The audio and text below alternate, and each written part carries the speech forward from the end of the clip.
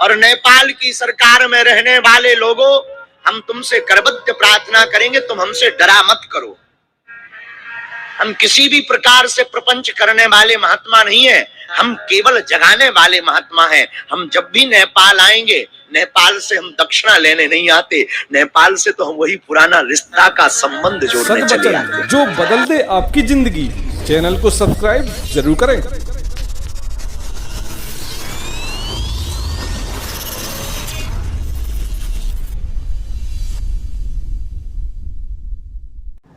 नमस्कार, आप देख रहे हैं न्यूज स्टार एमपी चैनल। सदवचन जो बदल दे आपकी ज़िंदगी कार्यक्रम में आपका पुनः स्वागत है। श्री राम सरकार, श्री राम राजा सरकार, श्री हनुमंत लाल जी का विशेष अनुग्रह, विशेष आशीर्वाद सभी भक्तों पर बना रहे, ऐसी कामना हमारा न्यूज स्टार एमपी चैनल करता है। अगर आपने अभी तक अपने न्यूज स्टार एमपी चैनल को सब्सक्राइब नहीं किया है तो सब्सक्राइब जरूर कर लें। जैसे हम आपको बता दें कि 5 दिवसीय श्री हनुमंत कथा बागेश्वर सरकार पंडित धीरेन्द्र कृष्ण शास्त्री की जो नेपाल में चल रही है, सुनसारी नेपाल में, तो नेपाल में 5 दिवसीय कथा के जो मुख्य अंश होंगे वो हम आपको इसी अपने न्यूज स्टार एमपी चैनल के माध्यम से बताएंगे। तो जैसा कि अब शुरू करते हैं कि किस तरह से, देखिए आप तस्वीरें देख सकते हैं कि किस तरह से गुरुदेव महाराज का नेपाल में स्वागत हुआ। नेपाल में सर्वप्रथम राष्ट्रगान से, वहाँ की चूँकि जो भी काम उनके बड़े काम शुरू होते हैं तो राष्ट्रगान से प्रथम वहाँ बजाया जाता है, राष्ट्रगान की धुन बजाई जाती है। तो देखिए किस तस्वीरें दिखा रहे हैं हम आपको, किस तरह से देखिए आप राष्ट्रगान गाकर, वहाँ का राष्ट्रगान बजाकर शुरुआत हुई। वहाँ दिव्य दरबार जो कथा होनी है 5 दिन, और 1 दिवसीय दिव्य दरबार भी लगेगा नेपाल में। तो नेपाल वासियों के लिए बहुत ही यह अच्छा अवसर है कि वो बागेश्वर सरकार का आशीर्वाद स्वयं वहाँ से ले सकते हैं। भभूति वहाँ वितरण होगी, कब कहाँ कैसे कहाँ दिव्य दरबार की शुरुआत होगी ये हम जानकारी आपको इसी चैनल पर देंगे। और अपने चैनल के माध्यम से आपको बता दें कि नेपाल में जो कथा का पहला दिन हुआ, बागेश्वर सरकार जो पंडित धीरेन्द्र कृष्ण शास्त्री हैं गुरुदेव महाराज, उन्होंने पहले दिन की कथा में नेपाल देश और भारत देश का जो प्रेम बताया, तो उनमें बहुत ही अच्छा आनंद आया सुन के। पब्लिक ने खूब उनकी सराहना की। देखिए आप एक मुख्य अंश देखिए किस तरह से उन्होंने क्या कुछ कहा। और नेपाल भारत के बिना भी अधूरा है। ये आपकी कोई मुंह पर तारीफ नहीं कर रहे मेरे प्रियजनों।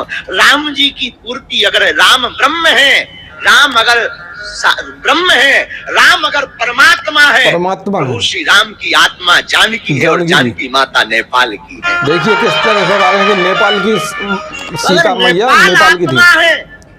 भारत परमात्मा है और भारत अगर आत्मा है तो नेपाल परमात्मा है। बिल्कुल। जनों, नेपाल के वासियों, तुम्हें गौरव होना चाहिए, हम भी नेपाली हैं। वाह, ये बहुत अच्छी बात कही है। तुम्हें गौरव होना चाहिए, हम भी सनातन वैदिक हिंद राष्ट्र के वासी हैं। बिल्कुल। तुम्हें गौरव होना चाहिए, हम भी जानकी मैया के घर के वासी हैं। तुम्हें गौरव होना चाहिए, हम भी वाराह क्षेत्र के वासी हैं। तुम्हें गौरव होना चाहिए, हम भी मुक्तिनाथ के वासी हैं। तुम्हें गौरव होना चाहिए। बिल्कुल गौरव होना चाहिए जिस देश में हम रहते हैं। और नेपाल देश में जहाँ की जानकी मैया थी, बहुत ही उन्होंने कहा कि हमको गौरव के वो क्षण हैं कि हम ऐसे देश के वासी हैं जहाँ पर इतने बड़े महान मूर्ति जो रामचंद्र जी की अर्धांगिनी सीता मैया नेपाल से बिलोंग करती थीं। तो पहले से ही भारत का नाता जुड़ा हुआ है, ऐसा उन्होंने बताया। और राम व जानकी मैया का जो सानिध्य है, जो हमारे जो भारतवासी और नेपालवासी के ऊपर उनका आशीर्वाद बना हुआ है, इसकी भी उन्होंने बहुत तारीफ की है। सुनिए क्या कुछ कहा उन्होंने। और नेपाल की सरकार में रहने वाले लोगों, हम तुमसे करबद्ध प्रार्थना करेंगे, तुम हमसे डरा मत करो। अपील कर रहे हैं। हम किसी भी प्रकार से प्रपंच करने वाले महात्मा नहीं है, हम केवल जगाने वाले महात्मा हैं। हम जब भी नेपाल आएंगे, नेपाल से हम दक्षिणा लेने नहीं आते, नेपाल से तो हम वही पुराना रिश्ता का संबंध जोड़ने चले आते हैं। बिल्कुल, उन्होंने स्पष्ट कहा है कि हम वहाँ पर जो नेपाल से हमारा रिश्ता है वो तो बहुत ही पहले से ही बना हुआ है, राम सीता जानकी मैया के समय का, युगों का बना हुआ है। और उन्होंने स्पष्ट कहा कि हम नेपाल से दक्षिणा लेने के लिए नहीं आते हैं, परंतु जो हमारा रिश्ता है उस रिश्ते को निभाने के लिए आते हैं। तो ये थे बागेश्वर सरकार, और बाकी उन्होंने हनुमंत कथा के माध्यम से सभी को धर्म से जोड़ा। पहला दिन था, दूसरे दिन की कथा के भी मुख्य अंश हम आपको अपने इसी चैनल पर बताएंगे। अब आते हैं सदवचन जो बदल दे आपकी ज़िंदगी। तो अपने अंदर जो नकारात्मक विचार हैं उनको मन में नहीं लाना चाहिए, क्योंकि मन में अगर आपके अंदर नेगेटिविटी आ गई, नकारात्मकता आ गई, तो फिर सफलता आपके सामने नहीं आ पाएगी। सफलता से आप काफ़ी दूर चले जाएंगे। सुनिए क्या कहती हैं फिलहाल जया केसुरी जी, प्रमुख कथावाचक हैं, सुनिए। एक नकारात्मक विचार अगर मन में आ गया तो बाकियों को निमंत्रण मनुष्य खुद देता है, खुद देगा, और क्या। कहते हैं ना कि जीवन में एक दिक्कत आए, बाकी दिक्कत आई नहीं है, पर वो आएगी इसका विचार मनुष्य खुद कर लेता है, खुद कर लेता है, बिल्कुल। उसे किसी और की जरूरत नहीं, उसका अपना दिमाग नकारात्मक विचारों को अपनी ओर आकर्षित करता है। सही बात है। तो देखिए किस तरह से अगर आप अपने अंदर सोच लेंगे अरे हम इस काम को नहीं कर पाएंगे, मतलब आपके अंदर अगर नकारात्मकता आ जाएगी, तो फिर वास्तव में आप उस काम को नहीं कर पाओगे, क्योंकि आप तो उस दिमाग में सोच के ही बैठ गए हैं कि अब हम इसको नहीं कर पाएंगे। तो दिमाग से अपने अंदर की नकारात्मकता को बिल्कुल हटा दें, त्याग दें। चूँकि हमारा न्यूज स्टार एमपी चैनल भी अपील करता है कि आप अपने जीवन को उन्नति की ओर ले जाएं, तरक्की करें, और जो शिक्षा के क्षेत्र में जो युवान हैं वो भी अपना बिल्कुल अपने ऊपर पूरा कॉन्फिडेंस करके आगे बढ़ें। मतलब नकारात्मकता नहीं लाना है, दिल में आगे बढ़ना है। तो आपको बता दें विश्वास होना अति आवश्यक है। आप किसी चीज़ पर विश्वास, ये भी बिल्कुल विश्वास की भी बात है कि अगर हम आप किसी पर विश्वास ना करें और मतलब उसको वो करते अपने आप पर, सबसे पहले तो हमें अपने आप पर विश्वास करना चाहिए। अपने अगर आप पर विश्वास नहीं करते हैं तो फिर क्या है, कुछ नहीं, मतलब फिर तो वहीं सब खत्म हो गया। अगर आपको अपने ऊपर कॉन्फिडेंस है तो आप बिल्कुल वास्तव में आगे कर सकते हैं। सुनिए क्या कहते हैं फिलहाल अनिरुद्धाचार्य जी। जो विश्वास वाली बात है वो धर्म में भी विश्वास वाली बात आती है। अगर आपको किसी डॉक्टर के पास जाते हैं, उसकी दवाओं पर आपको विश्वास है तो वो आपको फ़ायदा करेंगी। अगर आप सोचा रहे इस डॉक्टर की तो मुझे लगती ही नहीं है दवाई, कई बार आपने सुना भी होगा अरे हमें उस डॉक्टर की दवाई लगती है, इस डॉक्टर की नहीं लगती है। तो ये आपके अंदर जो साइकोलॉजी है, जो आपके अंदर माइंड में बैठ चुका है, तो उसके ऊपर विश्वास है आपको इस दूसरे डॉक्टर के पास नहीं है, तो इसकी दवाई आप कितनी खा लीजिए आप उसको नहीं लगेगी।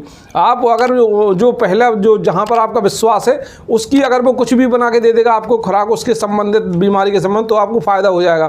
तो ये हो गया आपका विश्वास।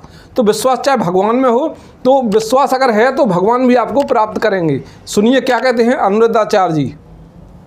भगवान न मंदिर में होते हैं मेरी माँ,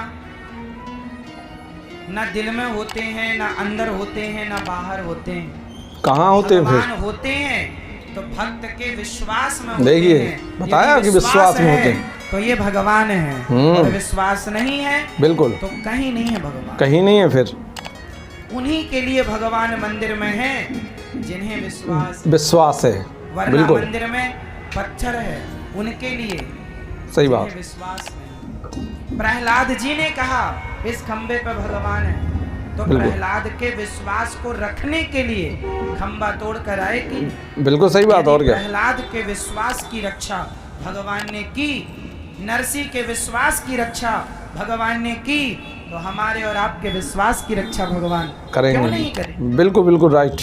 तो विश्वास होना बहुत अति आवश्यक है। मनुष्य को अपना जीवन अच्छे व्यक्तित्व के साथ जीना चाहिए। ये तो बिल्कुल आप सभी मतलब जानते ही हैं कि अगर हम अच्छे आचरण, अच्छे विचार, अच्छे अपने जो हाव भाव हैं, अपना चाल चलन है अच्छा रखेंगे, तो जायज़ है कि ज़िंदगी में हम अलग ही करके दिखाएंगे, अलग ही रहेंगे, छवि अपनी अलग छोड़ के जाएंगे। अगर आप किसी से मिलें या कहीं कुछ, तो इंसान अपना जब समाज से या मीटिंग से कोई या मतलब कहीं पर बैठे हैं, कोई पंचायत हो, अगर आप वहाँ अच्छे व्यक्तित्व के हैं तो आपकी छाप वहाँ आपके जाने के बाद भी आपकी चर्चाएं होती रहेंगी कि अरे वाह यह व्यक्ति है बहुत अच्छा, मतलब ये व्यक्ति जो अभी चला गया देखिए इसका कितना अच्छा व्यक्तित्व है। तो अपने व्यक्तित्व की छाप वहाँ आप छोड़कर चले गए तो आपके पीठ पीछे भी आपकी सराहना होगी। अगर आपके गलत व्यक्तित्व के हैं आप, तो आपकी गलत मतलब आलोचनाएं होंगी, अरे सही चला गया यार, इसको किसने बुलाया था, तो ऐसी चीज़ें मतलब आने लगती हैं। तो सुनिए आप प्रेमानंद जी महाराज क्या कहते हैं व्यक्तित्व को लेकर। मानव जीवन कोई कुत्ता सुअर का जीवन नहीं, पशु जीवन नहीं है। आप एक मनुष्य हैं। आपका ऐसा स्वभाव होना चाहिए कि एक बार जिससे मिलो वो याद करे कि यार मैं किसी से मिला, सही बात। कितना मृदु स्वभाव, कितना अच्छा स्वभाव। ऐसा ना हो कि आपके मिलने के बाद कैसे दोबारा हमारी दृष्टि में नहीं आना चाहिए। बिल्कुल ये राइट, राक्षसी स्वभाव पैदा करते हैं। सही ये बात। जन्म छोटे मोटे रोग मिट गए फिर क्या हुआ, भव रोग तो है ना, मरोगे तो है ही ना, उसको कौन रोकेगा, उसको रोकना है। नाम जप के प्रभाव से मृत्यु मुझे स्पर्श न कर सके, शरीर ऐसे छूटे जैसे हाथी के विशाल गले से फूलों की माला। बिल्कुल कोई राइट। दुख नहीं, जन्मत मरत दुसाधु कोई, उसका कोई फर्क नहीं। और मैं भगवान के पास जाऊं, इस जन्म में जो कुछ हमारे प्रारब्ध में लिखा है सुख दुख उसे भोग लेते हैं। सही बात है, भजन बिल्कुल। इकट्ठा करके उसे भगवान को देते हैं और भगवान हमें मिल जाए, भगवत प्राप्ति हो जाए। हमारा यही है, जब भगवान मिल गए तो कौन सा सुख बकाया रह जाएगा। वाह, मानव जीवन कोई बुद्धा स्वर्ग। सही बात है। किस तरह से उन्होंने बहुत अच्छी बात कही कि अगर हम आप अपने अच्छे जीवन से, अपने अच्छे व्यक्तित्व से आगे बढ़ेंगे तो जायज़ है कि भगवान का आशीर्वाद, भगवान स्वरूप हमें, उनकी जो शक्तियां हैं वो हमारे आसपास रहेंगी, हमें बिल्कुल हमारी रक्षा करेंगी। अगर हम अच्छे व्यक्तित्व के हैं, अच्छे चाल चलन के हैं, हम अच्छे मतलब सब अच्छा ही अच्छा करने वाले हैं, जो अच्छे व्यक्तित्व का होगा वो जायज़ है कि किसी का दिल नहीं दुखाएगा, किसी का अहित नहीं करेगा, किसी को कोई हानि नहीं पहुंचाएगा, तो भगवान तो फिर उससे प्रसन्न रहेंगे ही रहेंगे। इसीलिए आप भी अपना अच्छा व्यक्तित्व बनाएं, अपने जो अंदर कुरीतियां हैं उनको त्यागें, जाति प्रथा के मकड़ जाल को उखाड़ फेंकें, किसी भी प्रकार से किसी मनुष्य से जातीय भेदभाव ना रखें। अपने अंदर जो किसी के प्रति द्वेष भावना है वो उस द्वेष भावना को तत्काल त्याग दें। मनुष्य हो मनुष्य की तरह जिएं, इंसान हो इंसान से प्रेम करें। और आज के सद्वचन जो बदल दे आपकी ज़िंदगी में, इतना ही। अगली वीडियो के लिए बने रहें हमारे न्यूज स्टार MP चैनल के साथ। चैनल को सब्सक्राइब जरूर करें। जय श्री राम, जय श्री राधे, जय हिंद।